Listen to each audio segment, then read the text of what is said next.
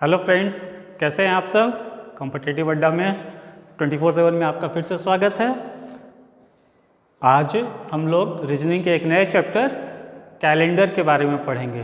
Calendar daily देखते हैं, daily ज़रूरत है उसका, पर रीजनिंग में हम लोग को पढ़ना होता है कि आज के डेट से पूछ देता है। एक डेट लिखा रहेगा, बोलेगा जैसे आज का डेट अगर ले कि 12 अक्टूबर 2020 मंडे है, तो पूछ देगा कोई भी डेट कि इसके आगे का डेट कौन सा होगा, आपको बताना होगा। या पूछ देगा पहले का डेट, अगर पूछ देगा 15 अगस्त 1947 कौन सा डे है, उसको बताना होगा। मुश्किल से 1 मिनट के अंदर आप बना लेंगे, फटाक से बनेगा किसी भी डेट को।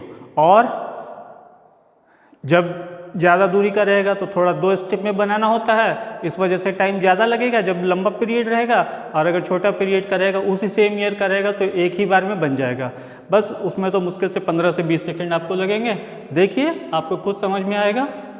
एक बात आपको पहले से जानते होंगे, हम लोग का 12 महीना होता है, सप्ताह में 7 दिन होता है।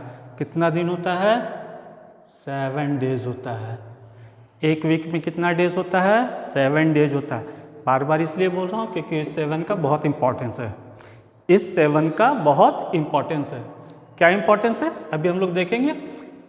एक चीज़ और आपको पता है, कोई महीना 31 का होता है, कोई 30 का होता है, और फरवरी कभी 29 का होता है, कभी 28 का होता है। 28 का होता है, लेकिन 4 साल बाद जब लीप ईयर आता है तो 29 का हो जाता है। तो ये बात हमको पता ही है। 31 का महीना कौन कौन है? जनवरी, हम लोग इस तरह से कर लेते हैं, जनवरी, फरवरी, मार्च, अप्रैल, मई, जून, जुलाई, फिर अगस्त भी 31 का होता है। जो ऊपर में आता है वो 31 का, जो नीचे में चला जाता है वो 30 का। आप लोग बचपन से हम लोग सीखते आ रहे हैं। तो अगस्त, सितंबर, अक्टूबर, नवंबर और फिर दिसंबर। तो हम लोग को पता होना चाहिए बढ़िया से कि कौन सा मंथ 31 डेज का है, कौन सा मंथ 30 डेज का है। 29 और 28 में तो कन्फ्यूजन नहीं है, क्योंकि वो फरवरी का होता है मंथ। और 29 कब होता है? जब लीप ईयर आता है। चलिए, अगर बोला जाए, हम क्वेश्चन दिया जाए कि 12 अक्टूबर 2020 मंडे है, और आपसे कोई डेट पूछ दे अगर हम कि 15 नवंबर 2020 कौन सा डे होगा, 15 नवंबर 2020 कौन सा डे होगा, कौन सा डे होगा, तो कैसे हम लोग देखेंगे कि 12 से गिनना शुरू करते हैं। 13 अक्टूबर ट्यूसडे, 14 वेडनेसडे, 15 यही डे का है। नहीं, उस तरह से नहीं करेंगे हम लोग। देखिए क्या करेंगे। 12 अक्टूबर से अक्टूबर खत्म होने में अब कितना दिन बच गया? अक्टूबर कितने का होता है? 31 डेज का। तो 12 अक्टूबर से अब 31 डेज में कितना बचा हुआ है? 19 डेज बचा हुआ है। 19 दिन बचा है। 19 डेज 19 दिन बचा है। तो अक्टूबर में 19 दिन बचा है। और नवंबर, अक्टूबर के बाद नवंबर आएगा। नवंबर में कितना दिन है? किस तारीख का पूछ रहा है? डेट है 15। तो नवंबर में 15 दिन और आगे जाना है। अब ये कितना हो गया? 19 और 15 हुआ कितना? 34। ठीक है। अब देखिए, यहाँ भी कैलकुलेशन आपको याद रहना चाहिए सारा चीज़। 19, 15 ऐड कर लीजिए फटाक से। 19, 5, 24, 10, 10, 34। अब हम बोले थे आपको 7 का वैल्यू ये है कि 7 से हर बार आपको डिवाइड करना होगा। जो टोटल डेज आएंगे उसको 7 से डिवाइड करेंगे। अब 34 को 7 से डिवाइड करेंगे तो कितना होगा? 7 4 जा 28। नहीं लगेगा, हम लोग ऐसे करते हैं 34, 7, 28, रेस्ट कितना बच गया हम लोग का? 6। तो ये जो 6 रिमेनिंग बच गया, तो हम लोग का अक्टूबर से नवंबर मतलब आगे का मंथ का पूछ रहा है, तो उतना ही डे हम लोग आगे चले जाएंगे। मतलब मंडे से 6 डे आगे चले जाएंगे। Tuesday, Wednesday, Thursday, Friday, Saturday, Sunday. मतलब हमारा 15 नवंबर 2020 कौन सा डे आ जाएगा? Saturday, sorry, Tuesday, Wednesday, Thursday, Friday, Saturday, Sunday. 6 दिन आगे जाएंगे तो क्या आ जाएगा? संडे। फिर से आपको बताते हैं। जैसे अगर आपसे बोलता है 12 अक्टूबर है, मंडे है, 14 अक्टूबर कौन सा दिन होगा, तो कितना दिन आगे गए? 13, 14, 2 दिन आगे गए। 2 दिन आगे गए तो 2 दिन आगे पढ़ लेते हैं। सोमवार है, मंगल बुध 2 दिन। अगर 5 दिन आगे जाएगा, डेट 12, 5, 17 अक्टूबर पूछेगा तो 5 दिन आप आगे चले जाएंगे। उसी तरह से जब 34 डेज आगे चला जाएगा तो 34 डेज आगे गिन लेंगे। लेकिन प्रॉब्लम यह है कि 34 डेज इस तरह से गिनेंगे तो बहुत टाइम लग जाएगा। उसी को शॉर्ट करने के लिए हम लोग क्या करते हैं कि 7 से डिवाइड कर देते हैं। 7 से डिवाइड कर दिए तो कितना हम लोग का बचा रिमेनिंग 6। वही 6 डे आगे केवल गिन लेंगे, हम लोग का आंसर आ जाएगा। ठीक है, क्योंकि 7-7 दिन के बाद फिर से सेम डे आता चला जाता है, इसीलिए 7 से हम लोग डिवीजन करते हैं। इसको और भी हम लोग 19 डेज जो था 12 अक्टूबर से का जो बचा था हम लोग का 31 डेज में 19 डेज जो रिमेनिंग बचा था 19 दिन, उसको भी 19 दिन को हम लोग 7 से अगर भाग दे देते हैं तो 7 दूनी 14। 19 को हम लोग 5 भी लिख सकते थे क्योंकि रिमेनिंग 5 बचा 7 से भाग देने पे। 19 में अगर 7 से भाग देंगे तो 7 दूनी 14, 5 रिमेनिंग बचा। और 15 में भी 7 से भाग देते तो 7 दूनी 14, 1 15, 5 + 1 6 दिन। अगर ये लंबा हो जाता मतलब 8 दिन 9 दिन होता तो फिर से इसको 7 से भाग देते। ठीक है, तो हम लोग चाहे तो टोटल डेज में भाग दे दे या फिर इस टोटल डेज को भी शॉर्ट कर दे। जैसे टोटल डेज मान लीजिए कि जनवरी हम लोग का है 31 का, फरवरी मान लीजिए कि 28 का है, मार्च फिर हम लोग का 31, अप्रैल 30 डेज का। सबको अगर हम लोग 7-7 से भाग दे दे तो जो 31 का मंथ होगा उसको 7 4 जा 28, 7 चौके 28 हो गया, 3 बच गया, 3 रिमेनिंग बचा। तो जनवरी को हम लोग 3 भी लिख सकते हैं। फरवरी को 7 चौके 28 पूरा कट गया, शेष क्या बचा 0, तो फरवरी को हम लोग 0 लेंगे। मार्च में फिर 3 डेज, 7 चौके 28 3 बचा, 31 का मंथ था। अप्रैल 30 का है तो 7 चौके 28 2 बचा रिमेनिंग, तो जनवरी के लिए 3 लेंगे, फरवरी के लिए 0। अगर 29 का होगा तो 7 चौके 28 1 रिमेनिंग बचेगा तो 1 लेंगे। अब मार्च का ये, अप्रैल का ये, इस तरह से भी हम लोग आगे जब क्वेश्चन बनाएंगे तो लेंगे। जो मतलब 31 का मंथ होगा उसके लिए 3 लिखेंगे, जो 30 का मंथ होगा उसके लिए क्या लिखेंगे 2 लिखेंगे। अब जैसे थोड़ा लंबा दूरी का क्वेश्चन बनाते हैं। मान लीजिए हम लोग का क्वेश्चन है एक कि 15 मार्च 2020 संडे है 15 मार्च, 15 मार्च 2020 संडे है, देन 15 नवंबर 2020 कौन सा डे होगा? 15 नवंबर 2020 कौन सा डे होगा? तो 15 मार्च से 15 नवंबर तक जाना है, तो जितना टोटल डेज होगा उतना ही दिन आगे गिन लेंगे संडे से, लेकिन वो गिनना मुश्किल है। 15 मार्च से 15 नवंबर जितना दिन होगा तो क्या करेंगे, जो टोटल डेज आएगा उसको 7 से डिवाइड कर देना है बस। तो 15 मार्च से 15 नवंबर के बीच में कैसे हम लोग निकालेंगे? तो मार्च में कितना दिन रेस्ट बच गया? 15 दिन तो खत्म हो गया, तो 31 का मंथ है, 15 हटा देंगे तो 16 डेज बचेगा। इस 16 को हम लोग फिर छोटा कर सकते हैं, 7 दूनी 14 और 2 16। पहले हम इस तरह से ही लिख देते हैं आपको। 16 डे बचा। मार्च के बाद अप्रैल, अप्रैल कितने का होता है? 30 का, तो 2 लिखेंगे। मई 31, 31 का 3 लिखेंगे। जून 30 का होता है, 2 लिखेंगे। जुलाई 31 का होता है, 3 लिखेंगे। अगस्त 31 का होता है, इसके लिए भी 3 लिखेंगे। सितंबर 30 का होता है, इसके लिए 2 लिखेंगे। अक्टूबर 31 का होता है, इसके लिए 3 लिखेंगे। अब नवंबर में हम लोग का कहाँ का पूछ रहा है? 15 तारीख का पूछ रहा है, तो नवंबर का कितना डे लिखेंगे? 15 लिखेंगे। ठीक है, यही हम बोल रहे थे कि अगर इसको छोटा कर देंगे तो आसानी से और जोड़ लेंगे। 7 दूनी 14, इसको 2 लिख सकते हैं क्योंकि 2 रिमेन बचा 7 से भाग देने पे, और 7 दूनी 14 इसको 1 ऐड कर सकते हैं। अब आसानी से इसको ऐड कर लीजिए और 7 से डिवाइड कर लीजिए। 16 और 15 भी जोड़ के आप बना सकते हैं, कोई प्रॉब्लम नहीं होगा, थोड़ा लंबा हो जाएगा जोड़। तो 1 3 4 2 6 6 3 9 3 12 2 14 3 17 2 19 और 2 21, 21/7। अब 7 से 21 में भाग देंगे तो 3 बार में पूरा लग जाएगा। तो हम लोग का रिमेनिंग कितना बचा? 0। तो रिमेनिंग अगर 0 बचेगा तो हम लोग का क्या आएगा आंसर? Same day. तो हम लोग का क्वेश्चन क्या था, 15 मार्च 20 संडे है, तो 15 नवंबर 2020 क्या हो जाएगा, ये भी संडे होगा। ये आप चेक कर लीजिएगा अपने मोबाइल में या कैलेंडर में, ठीक है। चलिए, तो चलिए अब एक और क्वेश्चन बनाते हैं जिसमें ईयर चेंज हो जाएगा। जैसे अगर हमको क्वेश्चन दिया हुआ है कि 15 मार्च 2020 जो अभी हम लोग किए थे संडे है,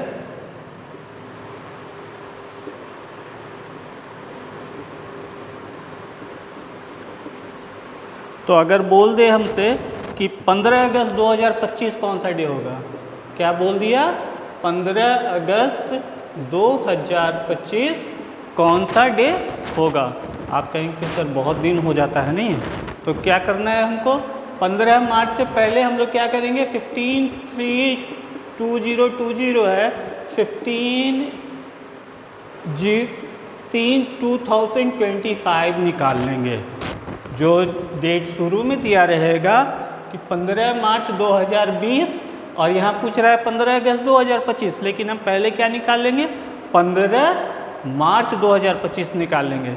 जब 15 मार्च 2025 निकल जाएगा तो उसके बाद फिर वहाँ से 15 मार्च 2025 से 15 अगस्त 2025 निकालना आसान होगा। तो देखिए कैसे निकलेगा, 2020 से 2025 में कितना साल हुआ, 5 साल, और एक लीप ईयर आएगा 2024, मार्च वाला, ये 2020 भी लीप ईयर है, लेकिन चूंकि फरवरी खत्म हो चुका है, यहाँ मार्च से शुरू हो रहा है, तो इसका लीप ईयर काउंट नहीं होगा 2020 का, हम लोग का 2024 का लीप ईयर, 2024 का लीप ईयर काउंट करेंगे। तो एक लीप ईयर हुआ, मतलब 6 दिन आगे बढ़ जाएगा। संडे है, Monday, Tuesday, Wednesday, Thursday, Friday, Saturday, मतलब 15 मार्च 2025 हम लोग का सैटरडे हो जाएगा। ये था हम लोग का कौन सा डे, ये था हम लोग का संडे। 6 दिन आगे जाएंगे, Monday, Tuesday, Wednesday, Thursday, Friday, Saturday, तो 15 मार्च 2025 हम लोग का कौन सा डे हो गया, सैटरडे हो गया। अब 15 मार्च 2025 सैटरडे आ गया, अब हमसे पूछ रहा है 15 अगस्त 2025 क्या होगा।